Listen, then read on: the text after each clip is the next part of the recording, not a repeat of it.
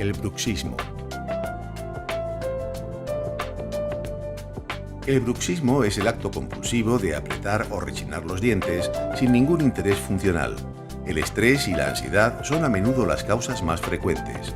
Se calcula que el 80% de la población ha tenido algún episodio bruxista a lo largo de su vida, incluyendo adultos, adolescentes y niños. Y es una conducta muy nociva para los dientes, el periodonto y los músculos de la boca. Existen dos tipos de movimientos bruxistas, el apretamiento y el rechinamiento, siendo este último el más dañino. La manifestación más común del bruxismo es el desgaste de los dientes. También podrá causar sensibilidad dental y fisuras, o incluso fracturas y desprendimientos de restauraciones. Además, puede producir la pérdida de anclaje de los dientes.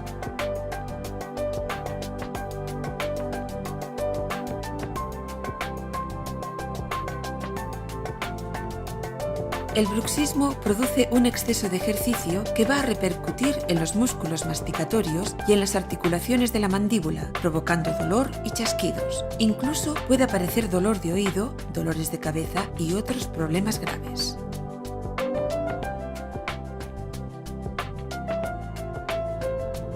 El bruxismo puede ser diurno o nocturno, siendo este último el más frecuente y que a menudo pasa desapercibido. Para evitar los efectos del bruxismo, su odontólogo le prescribirá una férula de descarga, también llamada férula oclusal o férula de relajación.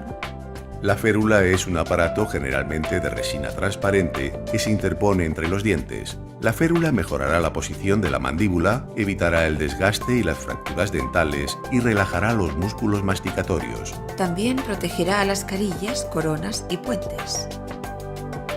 Sin duda, la férula es el tratamiento dental más conveniente ante el bruxismo, ya que ofrece excelentes resultados a medio y largo plazo.